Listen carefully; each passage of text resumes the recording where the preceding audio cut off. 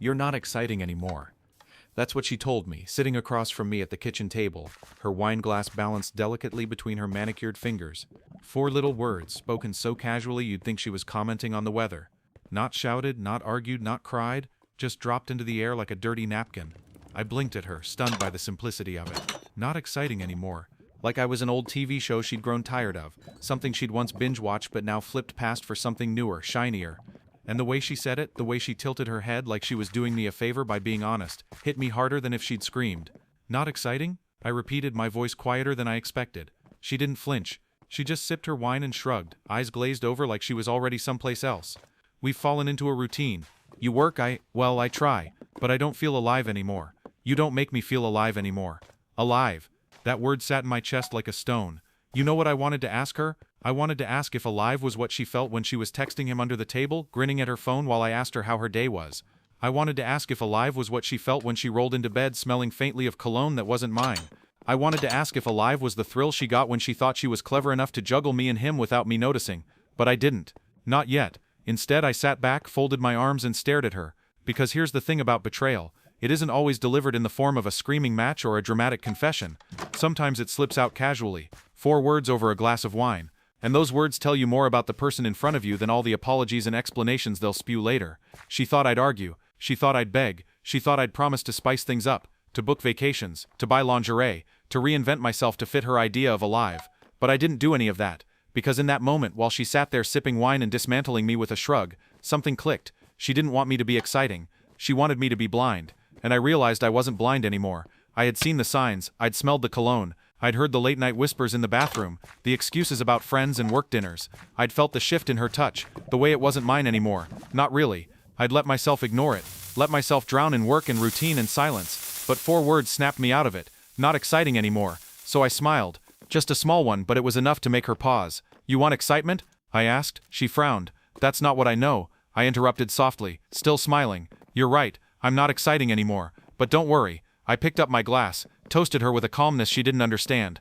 "I'll fix that. And I swear to you," she actually looked relieved. She thought I was going to book a trip, buy some tickets, maybe plan a date night. She had no idea that the excitement I had in mind would unfold under fluorescent lights, in front of strangers, with her lies stacked neatly on display like evidence in a courtroom. Because if she wanted a thrill, I was about to give her one.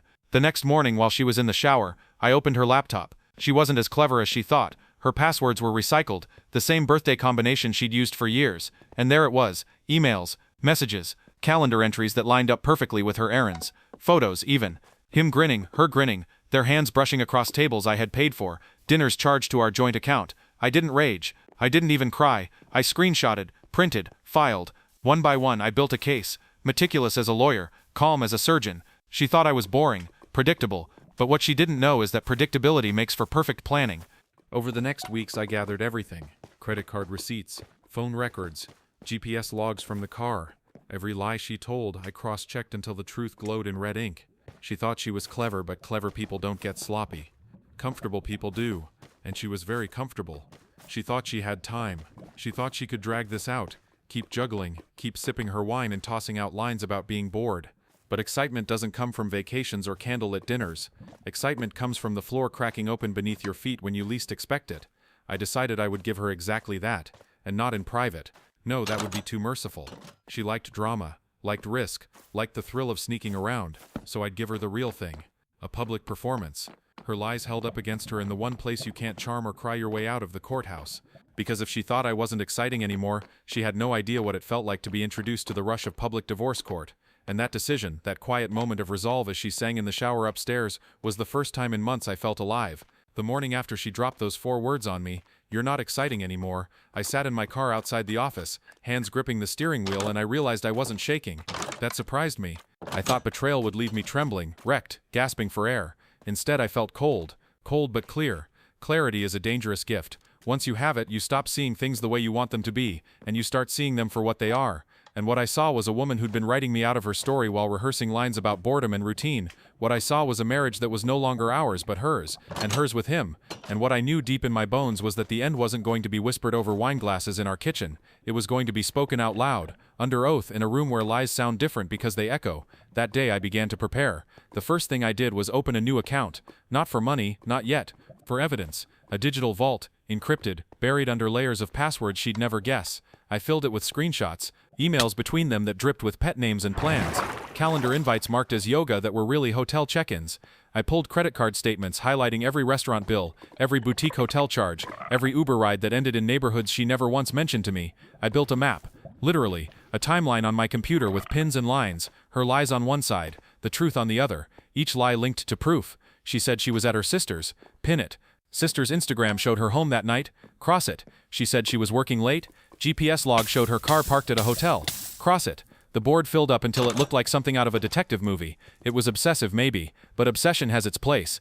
At home, I played my role. She walked through the door one night, cheeks flushed, her smile just a little too wide, the perfume just a little too strong. She kissed me lightly and said, "Girls' night." I nodded, smiled. "Did you have fun?" Her eyes flickered, just for a second because I hadn't asked that in weeks. She relaxed when I smiled again, thinking she still had me, but while she showered, I slipped her phone from the counter and checked the notifications. A text from him. "Miss you already. Can't wait until next time." Next time. Always a next time. I locked the phone and put it back exactly where I found it. The notebook I kept at work grew thicker. Dates, times, lies stacked neatly in rows. I kept it away from the house, away from her. It wasn't just protection, it was discipline. If I left it at home, I'd be tempted to confront her too soon, and I wasn't ready for that. Not yet. The hardest part wasn't collecting the proof. It was sitting across from her at dinner, listening to her complain about how bored she was, how life felt predictable. She'd sprinkle in comments about spice and adventure, little tests to see if I'd bite. I'd just nod, cut my food, and ask how her day was. That calm scared her more than anger ever could. I could see it in her eyes, the way they darted to me when I didn't react, the way she searched my face for clues. She knew something was off, but she couldn't pin it down. One night she said it outright. "You're so quiet lately. Is everything okay?" I smiled, soft and slow. Everything's fine. And it was, in a way. Because the truth was, I was finally in control. I followed her once. She said she was meeting coworkers for drinks. She left in that black dress, the one she used to wear for me. I waited 10 minutes, then grabbed my keys and followed. I stayed 3 cars behind, careful, patient. She pulled into the same boutique hotel, her brake lights glowing red in the night like a warning sign. I parked a block away, watched as she walked inside, phone pressed to her ear, smiling. 10 minutes later, he showed up. Same guy, same smug confidence. He kissed her at the door like they were on vacation, like I didn't exist. I raised my phone. Snap, snap, photos that cut sharper than knives. Her in his arms, his hand on her waist, their laughter floating into the night. I sat there until I couldn't anymore, then drove home. Not in rage, not in heartbreak, but in silence. And when she returned hours later, smelling of wine and excuses, she leaned down to kiss me goodnight. I let her, because nothing she said mattered anymore. Every kiss, every "I love you," every goodnight, they were just evidence now. Evidence of how far she'd fallen. The weeks blurred together. My folder grew heavy with proof. Photos, receipts, screenshots, even her own words. "I can't wait to see you, baby. He's boring, you make me feel alive." Those words, captured forever, would be her undoing. And here's the part that might shock you. The more evidence I gathered, the less angry I felt. Anger is exhausting, but strategy is fuel. I started sleeping better, eating better. I went back to the gym, something I hadn't done in years. I lifted weights with a calm focus, the same calm I carried at home. She thought maybe I was improving for her. She told me once, while we brushed our teeth, "I like this new you." I almost laughed. She had no idea the new me was sharpening the axe she'd forced into my hands. The final piece came one Saturday morning. She said she was going to yoga. She left in leggings and a tank top, hair tied back, mat in the back seat. I gave her a kiss, wished her fun, then followed.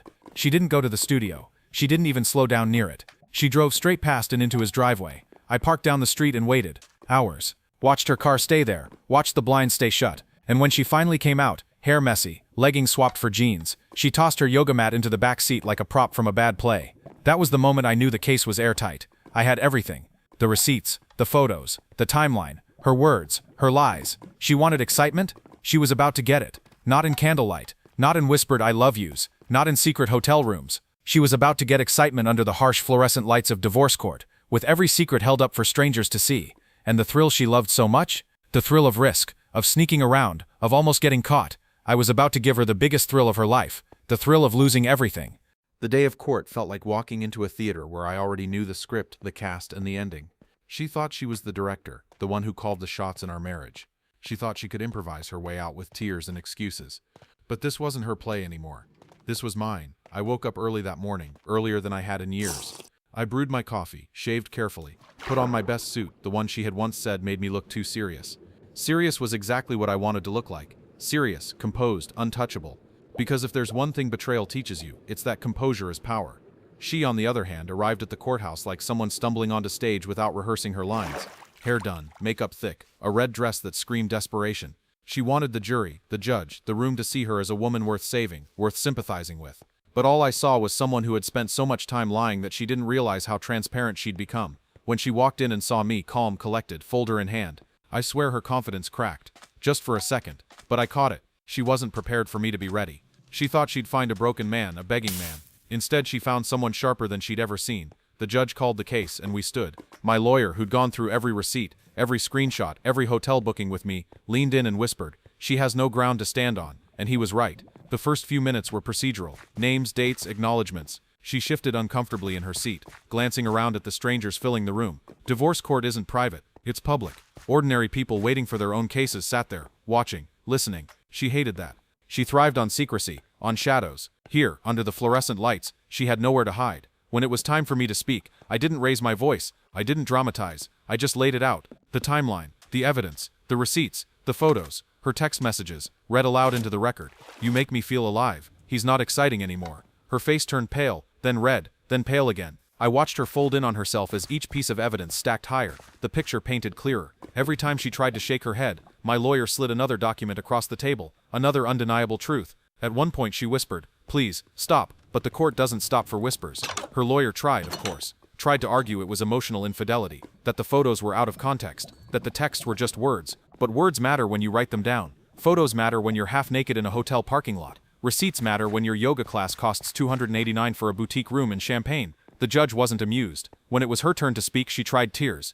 Big dramatic ones. She clutched a tissue, voice breaking, saying things like, "I was lonely, and I made a mistake." But tears don't erase paper trails. They don't erase timestamps. They don't erase her calling me boring while laughing with him in bed. And when she finally broke down, covering her face in her hands, the room was silent. Not sympathetic, silent. Because everyone there, every stranger watching, could see it. This wasn't about loneliness. This was about choices. Repeated, deliberate choices. When the judge read the decision, it was almost anticlimactic. The prenup was ironclad. Infidelity clause triggered. The house, the accounts, the assets, all mine. She walked away with nothing but her clothes and whatever dignity she could salvage, which wasn't much. And as the gavel came down, I watched her exhale, like the weight of the world had crushed her all at once. That was the excitement she had been chasing. Not candlelit dinners, not secret trysts. Real, raw, heart-pounding consequences. When we walked out, she tried to catch my arm. "Please," she whispered. "We can fix this. You can't just throw everything away." I turned to her, calm as ever. "I didn't throw anything away. You did. I just picked it up and put it where it belongs." Her eyes filled again, but I didn't stay to watch. I walked out into the sunlight, folder in hand, and for the first time in years I felt weightless.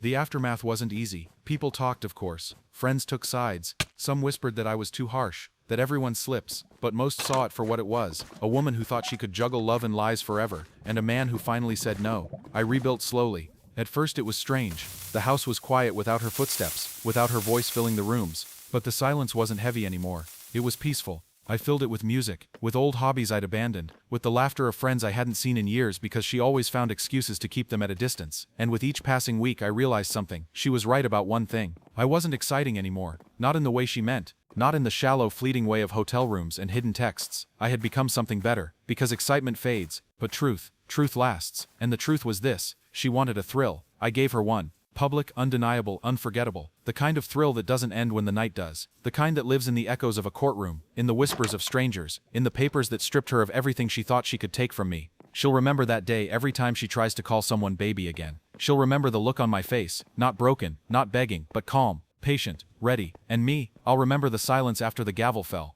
The silence that wasn't heavy anymore, because that silence was mine, and in that silence I was finally alive.